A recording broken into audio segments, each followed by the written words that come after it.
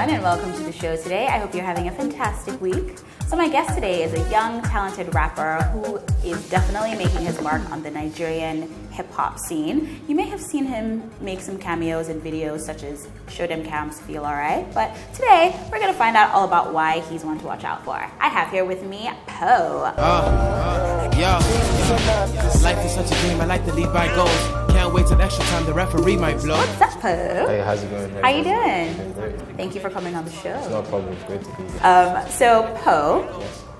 I understand that's short for something? Yes, it is actually. It was an unintentional nickname, the nickname that came from nowhere. A roommate of mine, he couldn't pronounce my name properly, so he started using the name Poe, and it's... Which is Ladipo. Your name is Ladipo. It's Ladipo. Okay. And then where I went to school, they would pronounce it Ladipo. And then he couldn't even say that, so he would go with Poe. And as a result, my brother started calling me that. Before I knew it, my mother started calling me that. My aunts, uncles, everyone calls me that except my dad. I'm sure he's... What does he call you? He's Ladipo Esho. He's like, I named you Ladipo. I'm calling you Ladipo.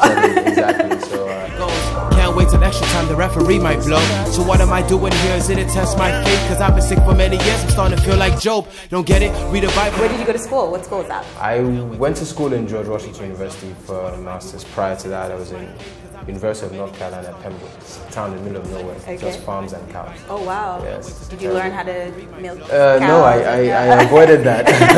I stuck with chemistry and biology. For the most part, yeah. Okay. So let's find out a little bit more about your family background. How many siblings do you have? I've got a brother and a sister. Okay. Where do you fall in the... I'm the eldest. Eldest. I'm the leader of the flock. Leader of the pack. Yeah. Is that a lot of responsibility? Definitely, but they make it easy for me. They're quite responsible, to be honest with you. I Okay. have to say. So yeah, they make it very easy for me. Okay. Yeah. So you said you studied chemistry. Yeah, I double majored actually, biology and chemistry. Obviously, I like my own kind of torture. So I double majored biology and chemistry, and it was great. I thought at the time I wanted to be a doctor. But I worked in a hospital for a year and I saw their lifestyle and I was like, no way. Why? Their what was it about it that turned you off? They don't have a social life at all. In fact, they don't really have much of a life besides the hospital. And I realized, man, another, 6, 7 years of school? No way. No way. I've paid my dues, so I opted out of that. Are you doing music full time right now, or are you still kind of dabbling in other things? I have to say, like most other people, I have other interests. However, music is at the forefront of everything I do, is what I think about, and how I can further this career, or what people want to call it. So I have to say it is the thing that occupies my time the most. Okay.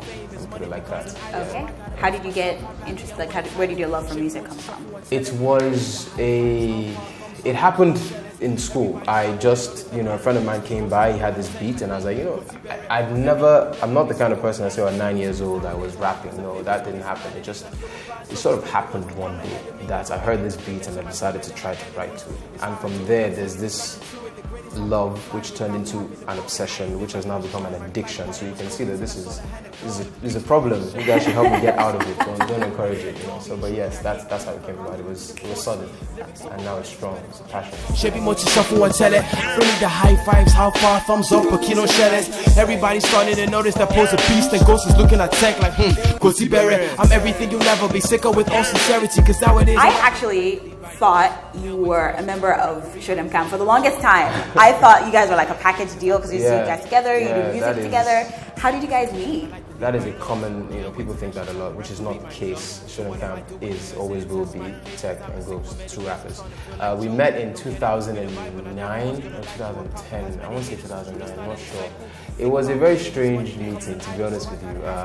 So I came back, and decided that I was trying to figure out what I was going to do while I was at home all night. And my mom, funnily enough, she was like, I met this lady, she was doing this course in business school, Lagos Business School. And I met this lady, her son raps. And we were talking about it, and I'm sure that they were lamenting about it. They were talking about it, and she's like, we should introduce the two of you. And I was like, oh no, Mom, people in Nigeria can't rap, whatever.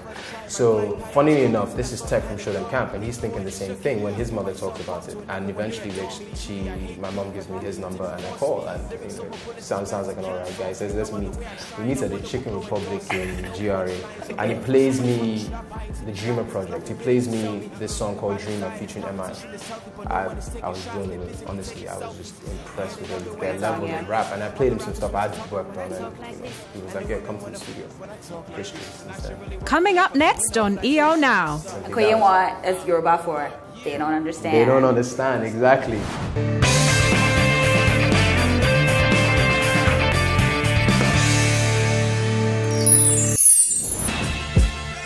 Koyewa, Koyewa, Koyewa, Koyewa. Shebi mochi shuffle on tele. Koyewa. Shebi mochi shuffle on tele. Koyewa. I'm pretty sure I told him before. Yeah. Koyewa. I'm pretty sure I told him before. Koyewa. I try to tell him, oh trust me, I try to tell him. And Koyewa, the video for that just dropped recently. Yeah, it just came out recently. Koyewa is Yoruba for they don't understand. They don't understand, exactly. Do you feel misunderstood? I feel misunderstood, but more so I feel like I feel the need to educate people. You know, on what? On the fact that it's natural to want to describe something and define it, because if you don't understand something, that's the only way to get a handle of it. But sometimes just let it be and embrace it for what it is and accept it. That's what Koyewa is about. That's what the whole tapping stage is about. Me coming, contraceptives are needed. I do this for the fans, haters and agitators whose heads are way in the clouds, but minds are still in. Tell us a little bit about the process behind shooting the Koyewa video. Oh man, Koyewa. I saw SDC in there, they made a cameo in there. Of course. Did Tech produce it? Or Wale Davies, aka Tech from Shoot 'em Camp, he directed the video. Director, okay. Yeah, he directed the video. He went with me to, we sat down, said, what do you want to do for Koyewa? And I was like, really, I just want to make a video that is exciting. It's just, because I didn't really have a story I wanted to tell per se with the visuals. I just wanted something that they're just following me through these different parts of Lagos, and they're just excited to be with me on this journey. So we went to Ilupeju, we went to Lagos Island. The Lagos Island shoot was interesting because we went on this, it's like an unfinished high-story building, and we go up there and it's totally incomplete. So there's no elevators, no railings, no nothing. You can walk off the edge. It was that dangerous. You know, but we went to like the 17th floor to shoot the videos. You walked up? We walked up 17 flights of stairs. Wow, that's dedication. It was dedication and a bit of, I guess, you know, for thrill seekers, you know. Whenever I shoot a video or something, they always have me doing something crazy and dangerous, you know. Try to put me in second, I swear I live in moments until I'm dearly departed. I'm starting to feel like Moses the moment the Red Sea parted. So nothing, not even obstacles keep me from reaching. So let's play a little game of Would You Rather. Okay. Would you rather live in prehistoric times or 10,000 years in the future? Definitely 10,000 years in the future. Why? The future is exciting, you know. I mean, if we are able to do the things we're able to do now, space travel is real. You know, what are we going to be doing in the future? If I'm able to, you know, go home and turn on my PlayStation, you know, what am I going to be playing in the future? You know, so that's how I want to see the leaps and bounds of technology. I have to see what it looks like. Okay. Yeah. So yeah, curiosity. Right. Okay, curiosity. Would you rather be the best player on a horrible team or the worst player on a good team? You know what? I have to be very honest with you. I have to be very honest with you.